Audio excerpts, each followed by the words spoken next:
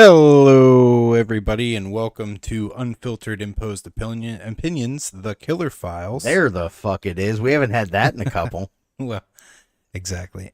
Where I'm Drew. And I'm the other asshole. Yeah, there we go. This is the special, because we're both special. Special. This is the special wrap-up of the first set of Killer Files. Yes. Woo! It's exciting. It's bittersweet. Yeah. I'm kind of excited to get this first one in the bag. I'm also excited to start the next one. But so we'll kind of give you guys a little insight. I think we're going to do, Drew and I had talked, we're going to do a couple regular episodes. Yes. Maybe do like either music or video games or whatever you motherfuckers might want to talk about. You would actually give us some shit. Right. Feedback.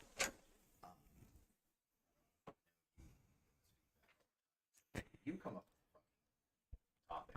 Oh, what's up? We got a few other people, too. It's a Hoffman. Oh, that's a Hoffman. Yeah, Hoffmans. You guys... You guys also get on here pretty regularly with us, so why don't you guys start giving us some suggestions? Yes. Take them under advisement. If we like them, we'll do them. If we don't, fuck you. No, I'm kidding. Yeah. Is it loud? Oh, well, I'm sorry about that.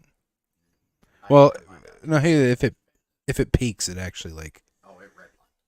Oh, did it? Like, okay. So we're turning that down. All right. There we go. Is it too loud?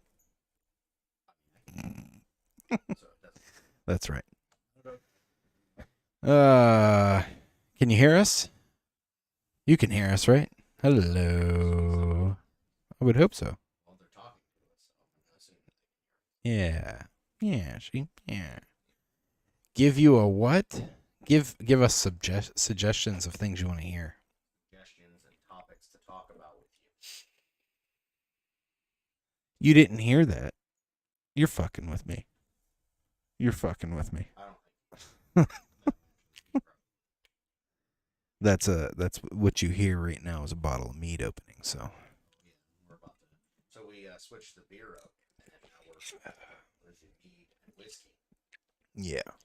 It's Because it gets pretty gruesome, and we're gonna get gruesome. Yeah. Because we like gruesome. You guys like gruesome. I hear that mouth. What that mouth do? Well, this mouth is gonna talk about the Plainfield Butcher, aka the Plainfield Ghoul, aka the Butcher of Plainfield, aka Eddie, aka the Mad Butcher, aka Ed Gein. The stern, gruesome Ed Gein. So we actually watched a movie. I think that was on Prime Video. Yeah, I think you might be right. Either way, there was something that we didn't know that exists called Ed Gein. Yeah, that stars. A movie about Ed Gein, and the cool thing is if you guys are Friday the 13th fans and you're a Kane Hodder fan, Kane Hodder played Ed Gein in this movie. It was a very good movie, but it was very fucked up. Like, obviously, because Ed Gein was a fucked up individual. It was really good. I did not realize. Yeah, it was pretty fucked up. It was good. It was fucked up. It was I think it definitely brought a lot of what he went through when it does like some of the flashbacks. Yeah. And like puts him in like a trance state. Like you could definitely tell that he's not alone. The only thing that I think we both agreed on was the fact that Kane Hodder is pretty huge to play Ed Gein. Yeah, because Ed Gein I don't think was actually that big. He could have been. I really don't. I have no idea. Honestly. But Kane Hodder's a fucking monster. Yeah. I think he's like 6'5". And he's stocky as fuck. Like he is a jacked son of a bitch, or at least he used to be. I mean, he's a little older now. He might have lost something. I don't know. Yeah. He's still a pretty massive individual. So Edward Theodore Gein was born August 27th, 1906, and he died July 26th of 1984.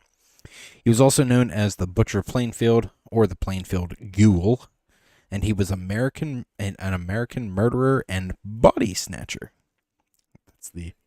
That's the official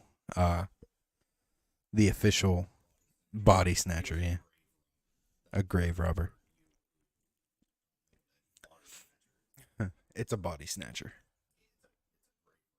Yeah. He used to dig up corpses. Gein's crimes committed around the hometown of Plainfield, Wisconsin, gathered widespread notoriety in 1957 after the authorities discovered that he had exhumed corpses from the local graveyards and fashioned trophies and keepsakes from their bones and skin. Gein also confessed to killing two women, tavern owner Mary Hogan in 1954 and hardware store owner Bernice Warden in 1957. Gein was initially found unfit to stand trial, and he was confined to a mental health facility by 1968. He was judged competent to stand trial and was found guilty of the murder of Warden, but he was found legally insane and remanded to a psychiatric institution where he died at Mendota Mental Health Institute from respiratory failure on July 26, 1984. He was 77 years old. He is buried next to his family in the Plainfield Cemetery, where I'm sure people go and mess with his bones and shit. The original Snatcher. Yeah, the original Snatcher. Do you want to jump into his childhood? We can do his childhood. Yeah. Do you have anything pulled up? I don't. Okay. Yeah. So his early childhood, he was born in La Crosse, Wisconsin on August 27th, 1906. He was the second of two boys. He had a brother named Henry George Gein. His father, George Philip Gein, and his mother, Augustus Wilhelmine Gein. Wilhelmine, I think that's how you say it. Wilhelmine? Anyway, his mother was super religious, and she was Lutheran. Yeah, mess with his bones. Yeah, absolutely. She preached to her sons about the innate immortality of the world, the evil of drinking, and that her belief that all women, other than herself, were naturally promiscuous and instruments of the devil. Devil. Ooh, I wonder if Bobby Boucher's mom was based off her too. Everything's a devil to you, Mom. She reserved time every afternoon to read them verses from the Bible, usually selecting verses from the Old Testament and the Book of Revelation. God in the Old Testament was a fucking dick. Oh yeah. If anybody wasn't aware of that. Yeah.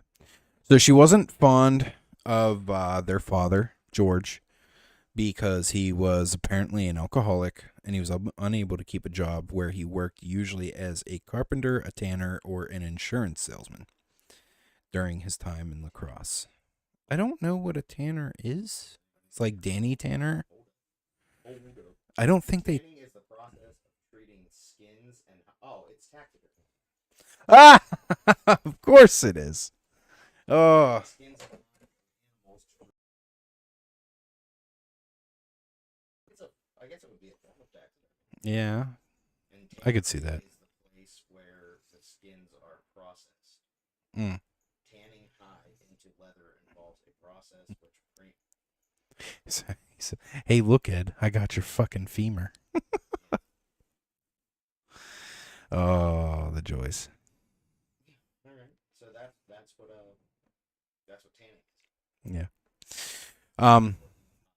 So that's where he worked there. George also owned a local grocery shop, but he soon sold the business and left the city with his family to live in isolation on a 155-acre farm in the town of Plainfield, Wisconsin. So sold the farm, or he sold their business moved out to this farm where they all kind of like lived out their lives, and all this other stuff happened that we would jump into.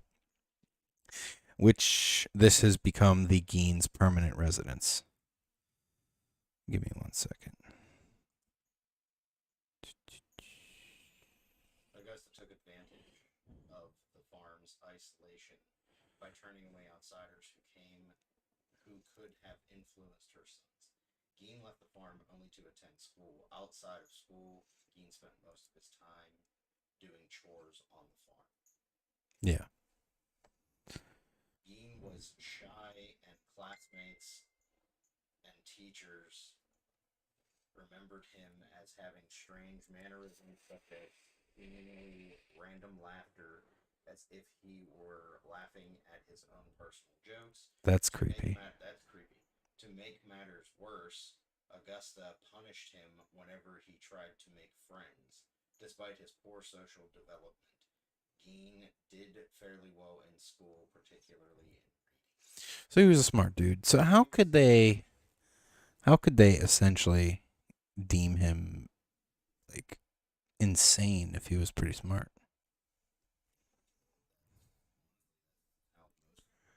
Not most, but that's how some people get away with murder, is they cop an insanity. They're saying they could barely hear you.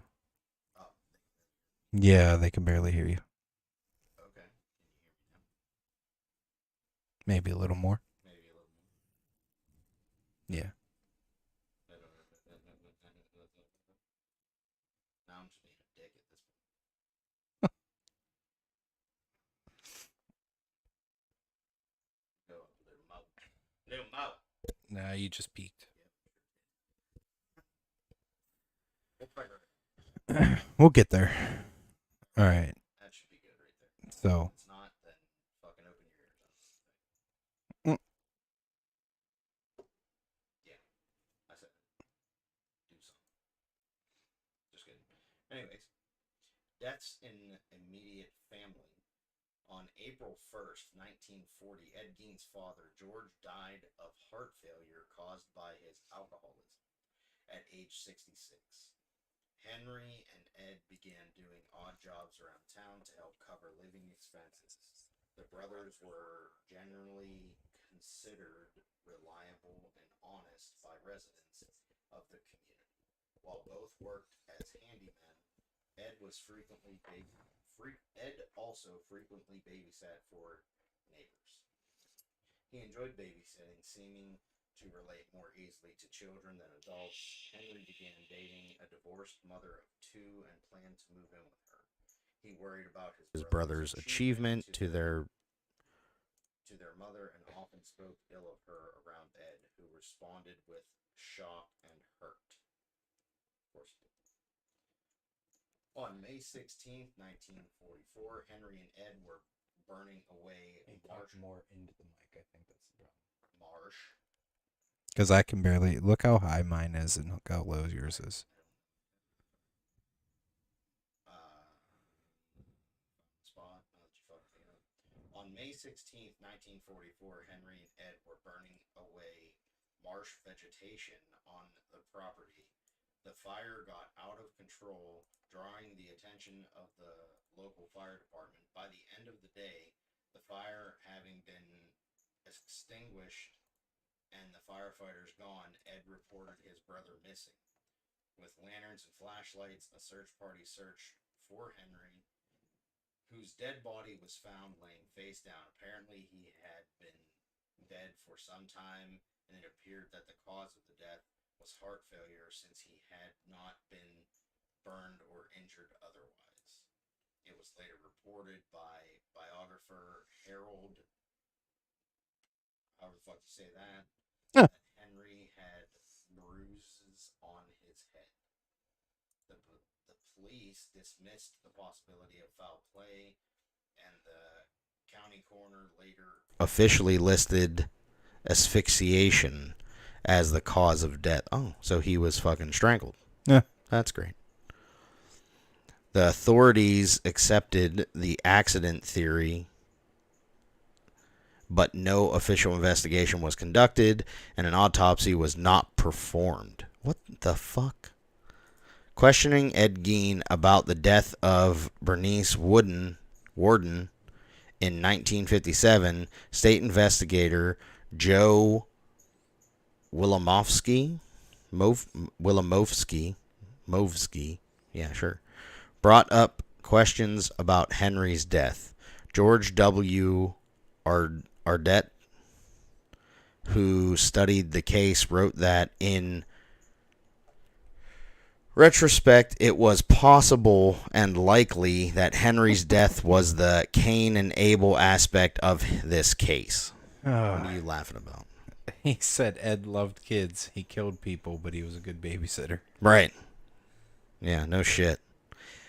Gein and his mother were now alone. Augusta had a paralyzing stroke shortly after Henry's death, and Gein devoted himself to taking care of her. Sometime in 1945, Gein later recounted he and his mother's visited a man named Smith who lived nearby to purchase straw. According to Gein, Augusta witnessed Smith beating a dog. A woman inside the Smith home came outside and yelled for him to stop, but Smith beat the dog to death. Augusta was extremely upset by this scene. However, what bothered her did not appear to be the brutality towards the dog, but rather the presence of the woman. The presence of the woman. She was jelly. Augusta told Ed that the woman was not married to Smith and so had no business being there, and angrily called her Smith's harlot. She was the hoe. She had a second stroke soon after, and her health deteriorated rapidly. She died on December 29th, 1945, at the age of 67. Ed was devastated by her death. In the words of author Harold, however the fuck you say his last name, he had lost his only friend and one true love, and he was absolutely alone in the world. That's crazy. Yeah. It's actually very disturbing on how close he was to his mom. Like, very disturbing. Like, sick and that's disturbing. where it kind of wraps a lot, like in Psycho. Yeah. And the Bates Motel. Mm-hmm. It kind of shows you that Yeah, whole... it's fucking disturbing. Yeah. Very, very disturbing. Oh, man. I think we already talked pretty much about his work. We can get a little more into it. There's not a whole lot here. Gein held on to the farm and earned money from odd jobs. He boarded up rooms used by his mother, including the upstairs, downstairs, parlor, and living room, leaving them untouched while the rest of the house became increasingly squalid. These rooms remained pristine. Gein lived thereafter in a small room next to the kitchen. Around this time, he became interested in reading pulp magazines and adventure stories, particularly those involving cannibals or Nazi atrocities. There you go. Fuck off. I'm terrible with this, so bear with me. You guys are lucky I'm even fucking reading. Gein was a handyman and received a farm subsidy. A subsidy. Subsidy from the federal government starting in 1951. He occasionally worked for the local municipal road crew and crop threshings crew in the area. Sometime between 1946 and 1956, he also sold an 80-acre parcel of land that his brother Henry had owned. Intriguing.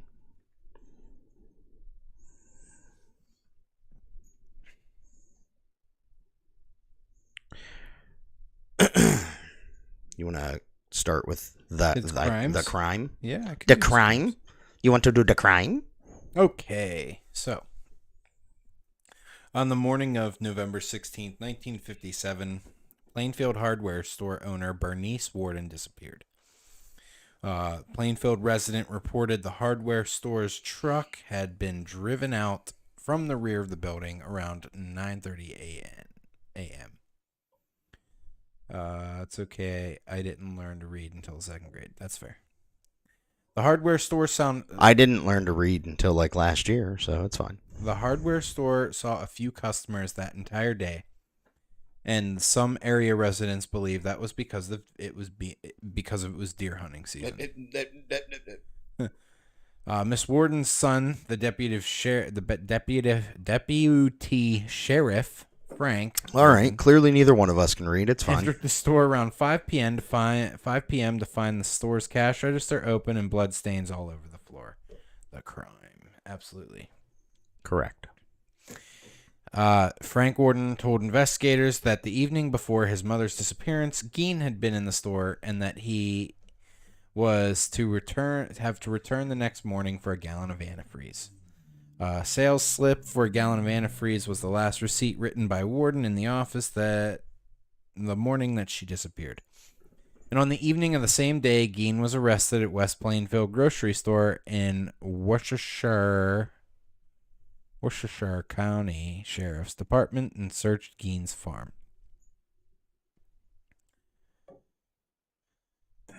Worcestershire County Sheriff's deputy discovered Warden's decapitated body in a shed on Gein's property, hung upside down by her legs with a crossbar at her ankles and a rope at her wrists.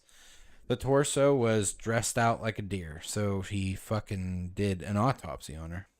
She had been shot with a .22 caliber rifle, and the mutations were made after her death. So they were post-mortem. Mutilations, probably not mutation. Mutilation. You right. Yep. So, we are going to list this entire list of things that they found in his house. And it's fucking disturbing. When it like when it gets too much for you, then just pause. Start masturbating. Yeah. Oh, I mean, yeah, because that's what we're gonna do.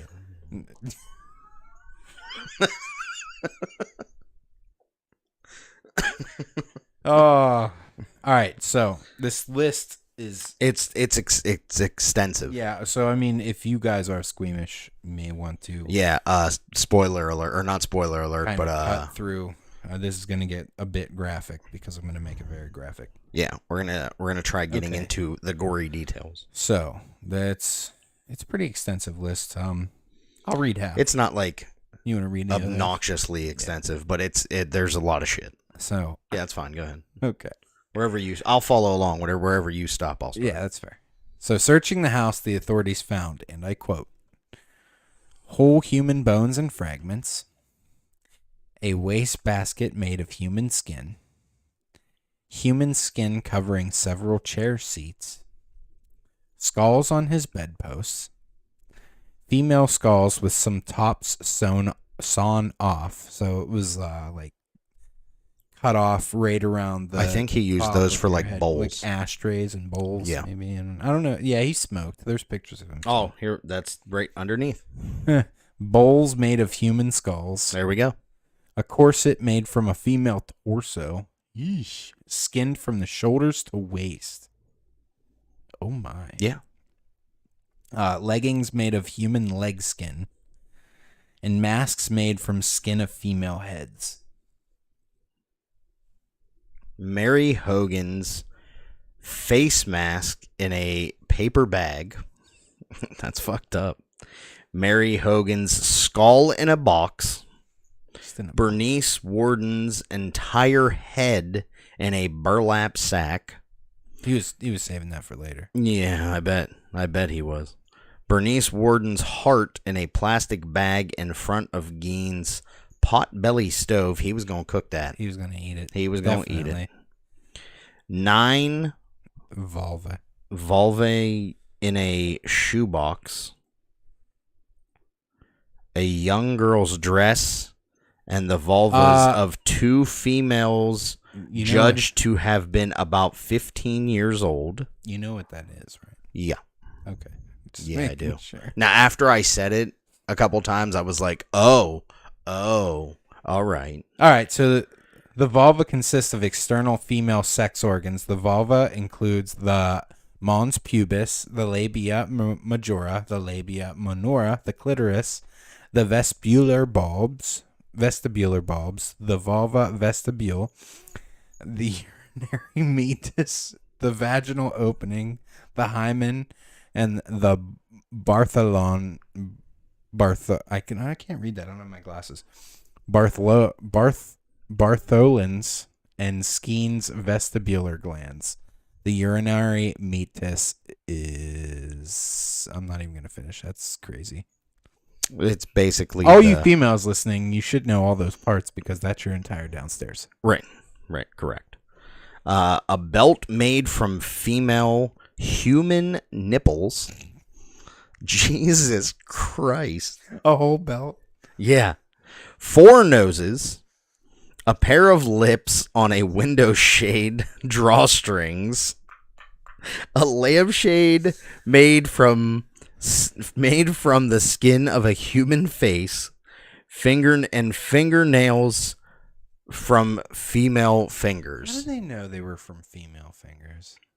Probably, I don't know. I don't fucking know. Wait, I can't see. When detectives find 9 vulva. Dude, is that a like a... I can't see. Is that... Realistically, I thought your emoji was Mr. T. I pitied the fool. These artifacts were photographed at the state crime laboratory and then decently disposed of. How do you decently dispose of those? They disposed of the photos or the parts? Yes. No, I'm probably the parts is what I'm guessing. Right. So when questioned, he told the investigators that between 1947 and 1952 that he had made as many as 40 nocturnal visits to 3 local graveyards to exhume recently buried bodies while he was in a daze-like state. Fuck, I found a mons pubis. With it poking it with a stick. What the fuck is that? Yeah, that's what he was poking it with. On about 30 of those visits, he said that he came out of a daze while he was in the cemetery, but he left the grave in good order and returned home empty-handed. On the other occasions, he dug up the graves of recently buried middle-aged women and thought they resembled his mother and took their bodies home, where he tanned their skins to make it look like paraphernalia. Gein admitted to streaming. Oh, he was streaming these. Stealing from 9 graves from local cemeteries, and he led investigators to their locations. William Volsky of the State Crime Laboratory participated in opening 3 test graves identified by Gein. The caskets were inside wooden boxes, and the top boards crossways, not lengthwise. The tops of the boxes were about 2 feet, 61 centimeters below the surface in sandy soil. Gein had robbed the graves soon after the funerals while the graves were not completed. The test graves were exhumed because the authorities were uncertain as to whether the slight Gein was capable of single-handedly digging up a grave during a single evening. They were found as Gein described. 2 of the exhumed graves were found empty. 1 had a crowbar in place of the body, and 1 casket was empty. 1 casket Gein had failed to open when he lost his pry bar, and most of the body was gone from the 3rd grave, yet Gein had returned rings and some body parts. Thus, Gein's confession was largely corroborated. This motherfucker returned body parts. Yeah. Sorry. Nah, I don't want that one. I just felt like collecting Geiners. Right, yeah. No, I don't. So he left. So he took bodies back to his house, defiled them, made his his lampshades and shit, and took the rest of what he wasn't using and put it back. Yeah, he was So- basically like, nah, I don't want these parts. I want these parts. This I don't Mostly need this genitals. shit. Yeah, mostly just the female skin, so he could make fucking lampshades and All right, seat covers. This is where it gets a little fucked up too. So Pretty sure we're past fucked up, buddy. we can't hear ya. Well, you can't hear me. Can't hear who? Which one? Ah, There we go. Okay. So, this is where it gets crazy. Soon after his mother's death, Gein began to create a woman suit so that he could become his mother, to literally crawl into her skin. Gein denied having sex with the bodies he exhumed, explaining they smelled too bad. During the state of... Hold on. What? I'm gonna need you to. Repeat that. Gein denied having sex with the bodies that he exhumed because he explained that they smelled too bad. That was the reason why you didn't have... Not the fact that they were dead, Right. but the fact that they It's just because they smelled too bad. That's it. That was the only reason. So if they would have not smelled like decaying fucking flesh, he would have been like, well, Cracking open. it's not that cold. You can make it warm. I mean, put it in the microwave. Keep it in the room. Get up to room temperature. You're good. What the fuck? During the state crime laboratory interrogation, Gein also admitted to the shooting death of Mary Hogan, a tavern owner who went missing since 1954 and whose head was found in his house, but he later denied the memory of the details of her death. A 16-year-old youth whose parents were friends with Gein, who attended ball games and movies with him, reported that Gein kept shrunken heads in his house, which Gein has described as relics from the Philippines, sent by a cousin who had served on the islands during World War II. Upon investigation by the police, these were determined to be human facial skins carefully peeled from the corpses and used by Gein as masks. And that's what where the fuck is a mom suit? I don't know. Go watch Bates Motel. Also, go watch. Spoiler alert. Go watch that Ed Gein. No, you could watch Ed Gein that stars Kane Hodder. Yeah. Watch that because he fucking wears one in there. Microwaving the mom suit would have to smell so bad. Yeah, I would sure that it would. I mean, honestly, at that point, half of his senses probably didn't work. There's no fucking way. Oh, yeah. They smelled bad, but he kept all that fucking shit in his house. Right. Gein was also considered a suspect in several other unsolved cases in Wisconsin, including the 1953 disappearance of Evelyn Hartley, a lacrosse babysitter. During questioning, Sheriff Art Sheely reportedly assaulted Gein by banging his head and face into a brick wall. As a result, Gein's initial confession was ruled indismissible. Shelley died of a heart failure at age 43 in 1968 before Gein's trial.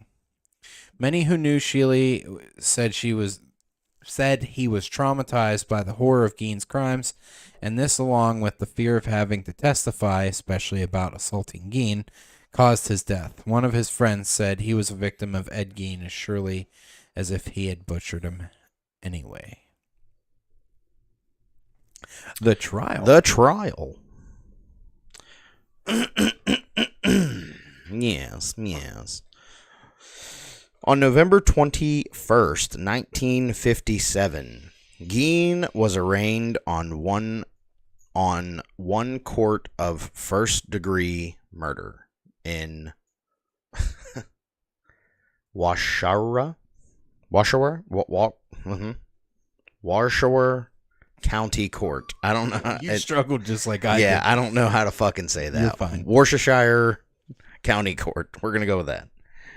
Wash your sister county. Yeah, Worcestershire County Court, where he pleaded not guilty by reason of insanity. Gein was diagnosed with schizophrenia and found mentally incompetent, thus unfit for trial. He was sent to the Central State Hospital for the criminally insane, now the Dodge Correctional Institution, a maximum security facility in I'm gonna say Wupun, Wisconsin, and later transferred to the Mendota. Mendota State Hospital in Madison, Wisconsin. God damn it, my eye is fucking watering like a bitch. Give me a minute. In 1968, doctors determined Gein was mentally able to confer with the counsel and participate in his defense. The trial began on November 7th of 1968 and lasted 1 week. A psychiatric testified that Gein had told him that he did not know whether the killing of Bernice Worden was intentional or accidental. Gein had told them that while he examined a gun in Worden's store, the gun went off, killing Worden. Gein testified that after trying to load a bullet into the rifle, it discharged, and he said that he had not aimed the rifle at Worden and did not remember anything else that happened that morning. Listen, I don't know if I believe that he is mentally unstable. He's not. There's no fucking way. I don't know. I know that you, Mr. Hoffman, and your brother have worked in some, like, social work and stuff like that. I don't know if you guys can get a somewhat professional opinion. I would actually like to get you guys' opinion on if you think, from everything that we've read and everything that we will read, like you guys' opinion. I'm sure Ed's lawyer was sweating the whole time. I don't know if he had a lawyer, though. I haven't seen anything. I'm pretty sure he probably got a DA. Either way. And if it was a DA, they ain't sweating because they don't give a shit. Yeah, they don't give a shit. They get paid anyway. Yeah. Public defenders don't give a damn. At the request of the defense, Gein's trial was held without a jury, with Judge Robert H. Golmar presiding. Gein was found guilty by Golmar on November 14th. A second trial dealt with Gein's sanity. After testimony by the doctors for prosecution and defense, Golmar ruled Gein not guilty by reason of insanity and ordered him committed to the Central State Hospital for the criminally insane. Gein spent the rest of his life in a mental hospital, Judge Golmar wrote. Due to prohibitive costs, Gein was tried for only one murder, and that was tried for only one murder, and that was of Mrs. Worden, that he also admitted, even though he also admitted killing Mary Hogan. Fate. This is the fate of his property after. So after he was arrested, tried, and as it stands now, it's going to tell you about it, a little bit about his property there. Yeah, a little bit about the fate of what happened to the property.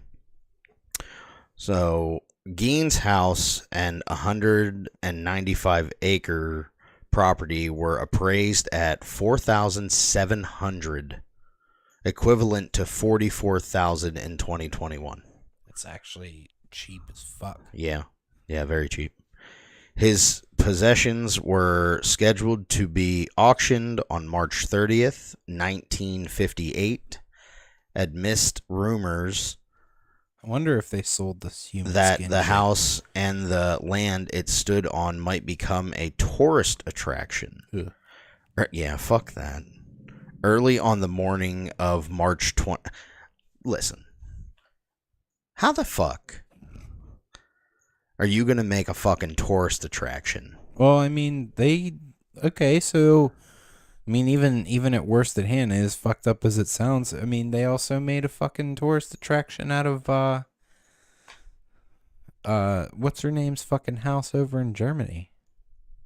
Okay, but that's Germans. They're weird. Okay, fuck you too, buddy. I'm part German too, asshole. No, I'm just saying, like, I understand making, like, the Halloween house a tourist attraction. And, that like, was from a movie. Right. But, like, where people actually died. Okay, so the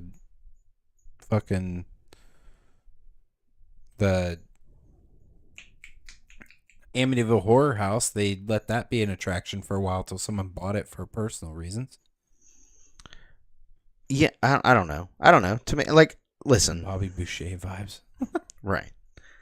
Listen, I'm not saying that it's wrong or right. I will say that it's a little fucked up. Yeah. Yeah, it is. It's a little fucked up. Just a bit. In my opinion, I feel like that's a little fucked up. I don't Anyways, disagree. Moving on. I don't remember where the fuck I was. Give me a minute. Oh, here we are. Early on the morning of March 20th, the house was destroyed by fire. A deputy fire marshal reported that a garbage fire had been set 75 feet from the house by a cleaning crew who was given the task of disposing of refuse. That hot coals were recovered from the spot of the bonfire. But the fire did not spread along the ground from the location to the house. It was definitely arson. Arson was suspected. Yeah, I'm going to say that it was probably fucking arson. It was arson. Someone burnt that. Yeah, someone said, fuck this house, and they burned it the fuck down. Arson was suspected, but the cause of the fire was never officially determined. It is possible that the fire was not considered a matter of urgency by the fire chief, Frank Warden, son of Bernice Warden, Gein's last victim. Well, yeah, probably. So that's probably why he was like, yo, fuck this house. Yeah, that's he probably set it on fire. I was going to say he probably was Being the one. Being a fire marshal, he probably set it on fire. Yeah, because no one's going to question him. Mm-mm. While Gein learned of the incident while in detention, he shrugged and said, just as well. That's fucked up. Gein's 1949 Ford sedan, which he used to haul the bodies of his victims, was sold at public auction for $760, equivalent to $7,100 in 2021, to Carnival sideshow operator Bunny Gibson. Gibson charged carnival goers 25 cents admission to see it. So, before we jump in and go a little further, they did say that Ed Gein definitely had some environmental issues that further affected his mental state. And I could probably agree with that. I mean, if he already knew he was gone. So, I mean, there's something crazy about the human mind that I know. That so, the more you believe something, the truer it can get. Right. And affect your body, especially anything mental. So I'll kind of go back to the Dahmer thing that we watched about Jeffrey Dahmer. Yeah. And like I said, eventually we probably will do something on him. I'm sure. But in the one part of that, like at the end when he was talking to the cops and stuff after he got caught and shit like that, he was like, I tried to stop. Yeah. But I got tired of fighting his urges. Fighting my urges. It's an addiction. Yeah. It's pretty much what it is. Mm-hmm. That's why I get too. I mean, a lot of people think that, like, I mean, I definitely don't agree with it as far as when it comes to like drug addicts and alcohol and murdering people addiction and stuff like that. Well, yeah, but I mean, I guess so. But whenever you say people just want you to like stop, that's a little hard, you know? I mean, okay, sure, there's some superheroes out there that did it cold turkey in their first try and never touched it again. Listen, I'm not But it's saying, all about mental control. I'm not saying that it's not hard to get off drugs. Oh, I'm sure it is.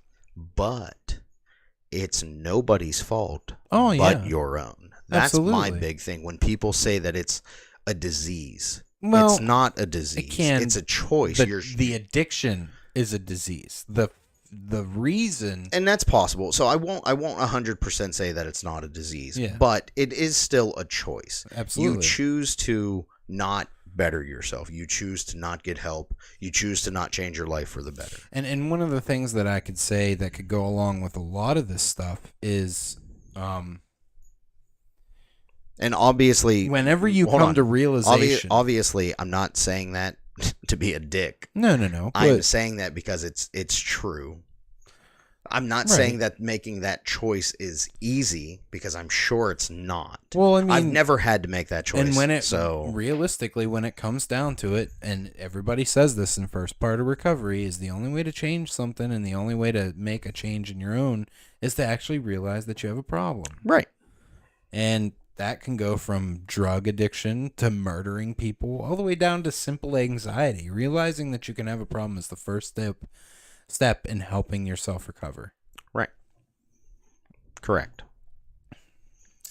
I mean, if we're being completely honest, probably about 5 years ago, I had a pretty bad drinking problem. Yeah, well, the thing is, though, is you still drink. You haven't become abstinent from it. Fuck no, and I never But will. You have more self-control. Yeah. And that's the thing that I can say, too. I don't have a problem with people who do drugs. Whatever you want to do to your body, do to your body. It's the deception. One of the things. It's the stealing. It's one of the things lying. that somebody told me who is a recreational drug user. They said, do the drug, don't let the drug do you. Yeah, in moderation. Just have control over what you're doing. Have control over yourself. And that's what I believe. Realistically, I don't care what people do. You want to do drugs, you do you. That's not my life. You live your life. I would say be careful, because you never know if you're getting drugs off of somebody you don't know. Right. Then you're putting your life in somebody else's hands. And I completely agree with you. Addiction is absolutely. He said addiction is possible and pop up in different ways in someone's life. Imagine having only one way to function and that you can't control it. It can be kind of maddening. And right. I get that. I agree. I get that one. I mean, a lot of people don't. That is a very good point. What a lot of people don't realize too is sex addiction's a real thing. Yes, it is. Here. You addicted to sex? Yes, 100%. And I'm talking like to the point where you have self-control. I do. There are people that are sex addicts that constantly watch porn, rape people. I understand. Yeah, like that. I don't know. Right. I don't do that. But that's, I mean, that's where the maddening part would come from. Like it starts to take over your life and control your life. See, and that's something to where you have to be able to resist those urges. Right. Some people can't do self-control. That. Yeah, you got to have I think self-control. And a lot of also a lot of it. With addiction, I believe that self-control has a lot to do with it. Absolutely. And people, obviously, like you said, people make those choices, whether that be drugs, raping people from sex addiction, all the other stuff. But I also believe that one of the biggest parts that play in the fact is the way that you were brought up and your education. Well, I mean, obviously there's childhood traumas. Yeah. Listen, I get it. I hate using that as an excuse for a lot of things because I've had childhood traumas. I've had a lot of childhood traumas. Well, yeah. I'm not a fucking serial killer. No, but I'm not a rapist. Hold on. Now, granted, you went through your alcoholic binge. I did, but I also didn't have like a fucked up childhood. No. Like I had two parents that loved me very much. My dad just happened to die at a young age because he was older and he had, he fucking had cancer. Right. So I've had childhood traumas. I did not have a traumatizing childhood. Right. Well, I guess, yes, like a traumatizing child.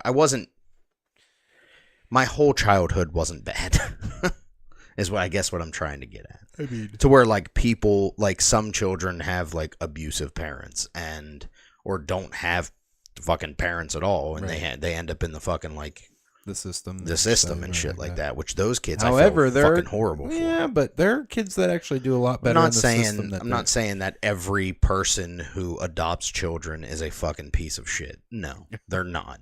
But there is a good portion of people who just do it for a fucking paycheck. And those motherfuckers need to be nutted, fucking eviscerated, and fucking beaten to death. I feel like you should have weekly welfare checks to people. Well, they're supposed to be, but I do know in that field of working, they're usually very understaffed and overworked. Oh, yeah. All right, so back to Mr. Gein. Right. Yeah, now that we've gone off, like we usually do. It's fine. Gein died at the Mendota Mental Health Institute due to respiratory failure, secondary to lung cancer on... See, I told you he smoked. Secondary to lung cancer on July 26, 1984, at the age of 77. Over the years, souvenir seekers chipped pieces from his gravestone at the Plainfield Cemetery until the stone itself was stolen in 2000.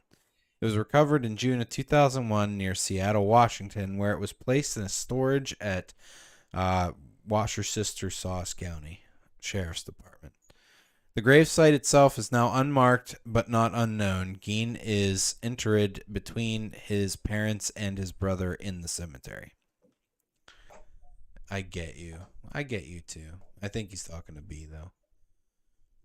Your ramble. He was talking about your ramble. Oh, He appreciates you. Well, thanks, Guy. I appreciate you too. In pop culture, so there's been many things in pop culture. We covered quite a bit over these last few weeks. Oh yeah, the pop culture. I was actually just reading that. Yeah. So a lot. I'm not going to go through the entire thing because it is slightly extensive. I'm just going to kind of pull things out. Oh yeah, absolutely. So we've talked about how Alfred Hitchcock's Psycho, the 1960 film, was based off of that. Also, the novel, Bloch's novel Psycho, was also loosely adapted into numerous films, including Deranged, In the Light of the Moon, released in the United States and Australia as Ed Gein. Ed Gein, the Butcher of Plainfield. That's the 2007. I think that's the Kane Hodder. Kane Hodder played in that. Ed Gein, the musical.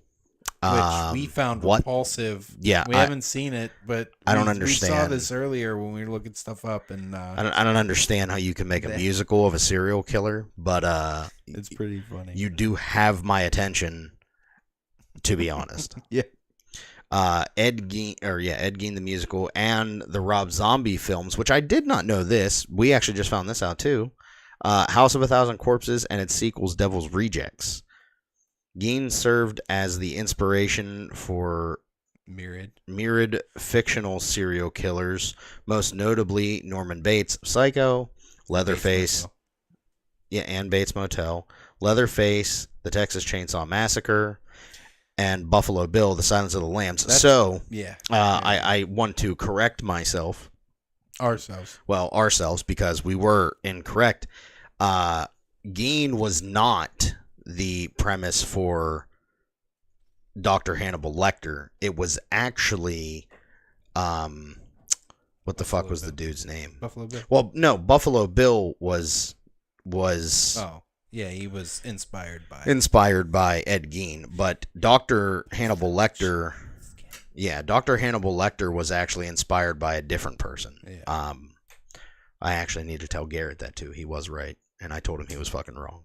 Which that's is what it is. You owe someone an apology. I didn't say I owe him an apology. And the character Dr. Oliver Thredson in the TV series American Horror Story Asylum, which I did not know that. And those are actually those are good shows as well. Yeah. So the song "Young God" from the Swans EP with the same name was told from Gein's perspective. The character Patrick Bateman in the 1991 American novel American Psycho, and its 2000 film adaptation, which stars Edmund Kemper. No. It stars what's his name? Played Batman.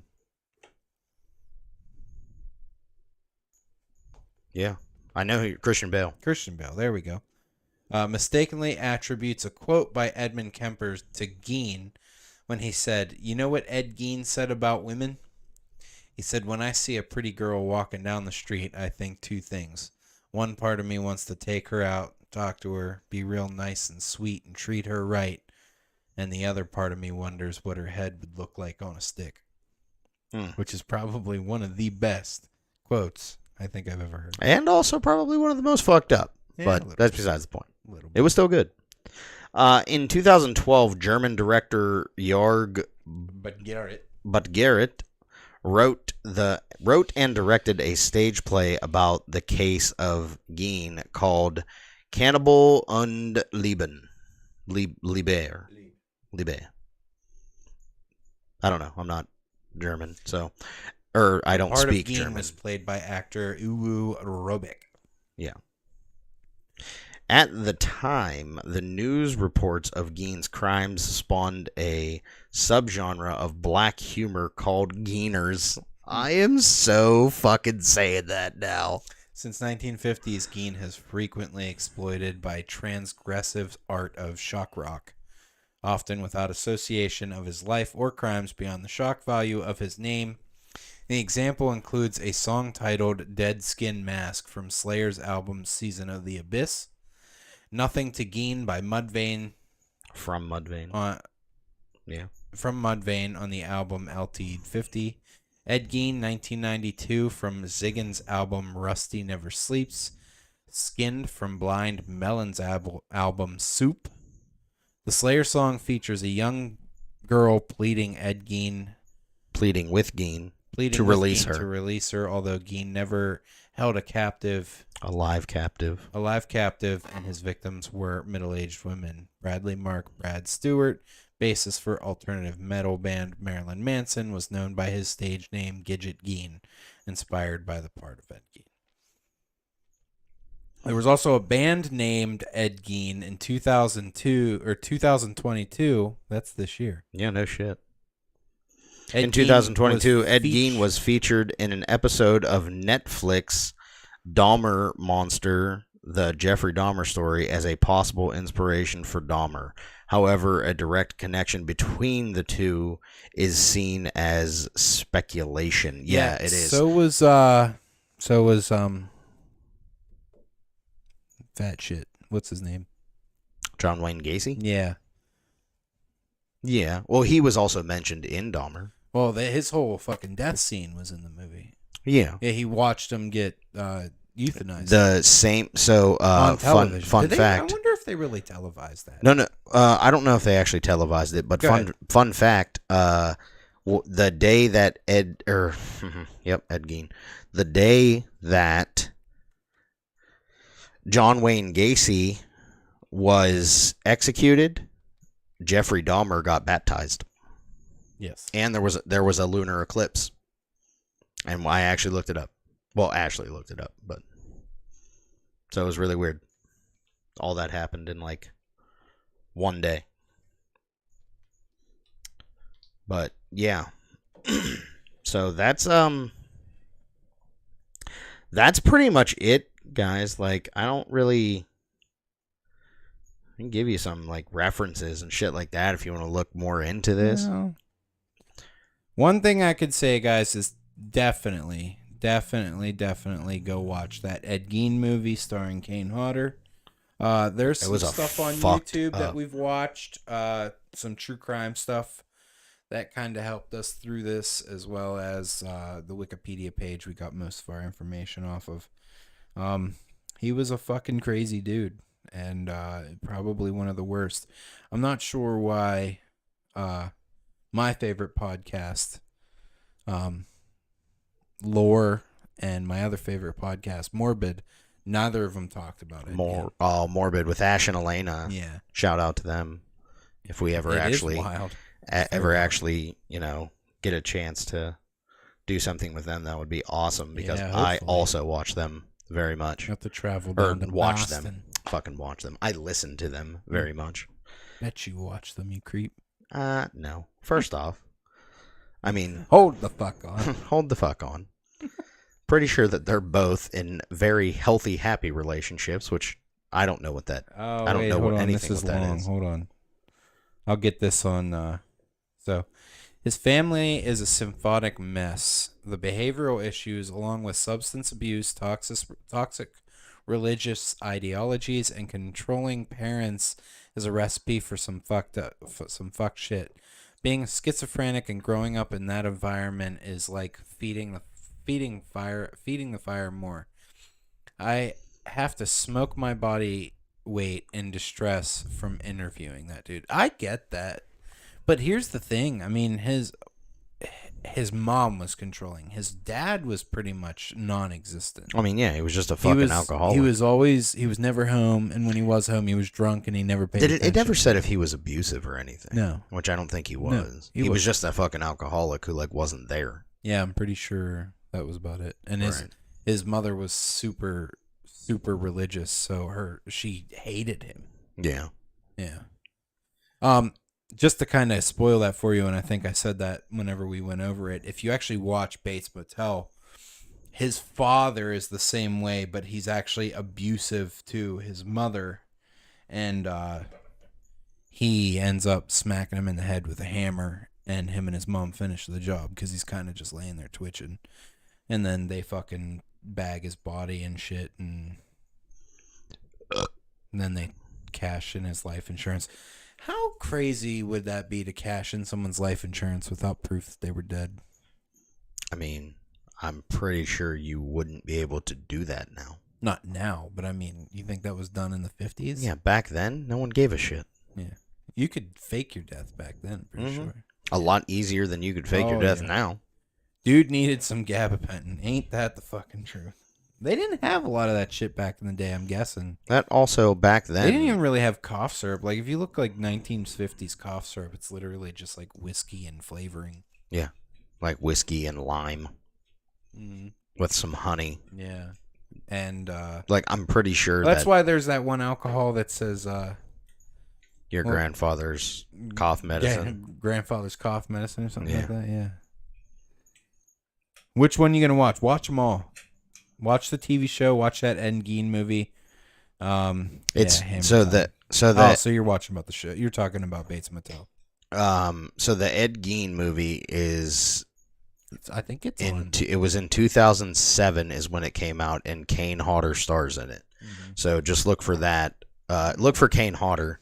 And I don't know where you could come find up. Bates Motel anymore. I know it was on Netflix, but I'm not sure if it still is. But there's 5 seasons, and I don't see like why wouldn't it be on? 10 or 15 episodes per season. Wasn't Bates Motel a Netflix original? Oh no, that came out on it was on AMC. AMC, yeah. Yeah. I think it's actually still on there. I think I seen it the other day when I was looking some shit up. So it should still be on there. If not, check Hulu. I'm sure it's because usually Hulu gets whatever Netflix doesn't fucking have anymore. Well, guys, this is the end. We will see what we will talk about next week. I may be going out of town here shortly to go do some hurricane cleanup down in Florida for work. It's also quite possible, depending on if I get a couple avenues worked out, that I also might be going down there to help out.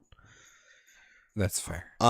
If not, keep me sane for anything rather than just COVID, but right. Anyway. If not, then I will probably try streaming a little bit on Twitch, and also I think Drew and I we're going to talk a little more about what we'll do, because if he does go down there, he's probably going to be gone for about 3 to 4 weeks, I would think. Yeah, something like that.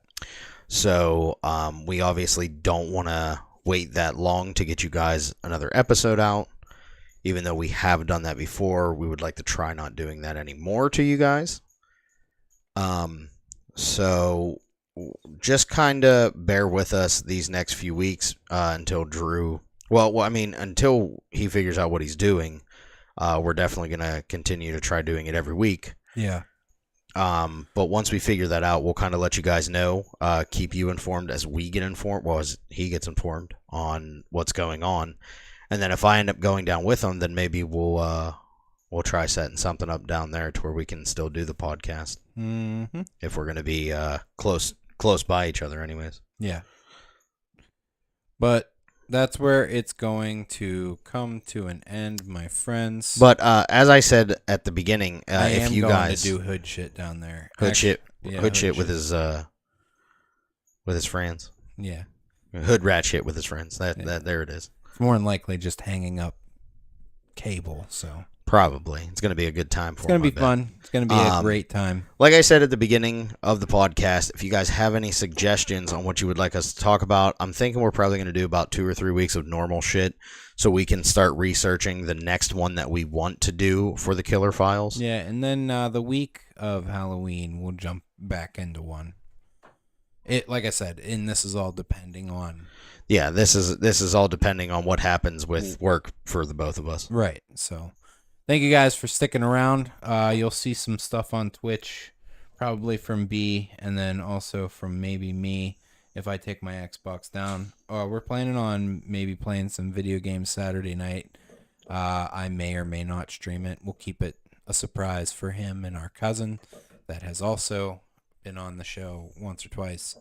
So with that, guys, we will see you hopefully next week, and make sure you DM us what you want us to talk about. It's going to be just a normal episode, so give us some suggestions so we're not running around rampant crazy. And if you're new, follow us on Facebook, Twitch, Twitter, TikTok, Instagram, YouTube, And wherever you get your podcasts. and that'll do it. All right, guys, we will see you later. Peace.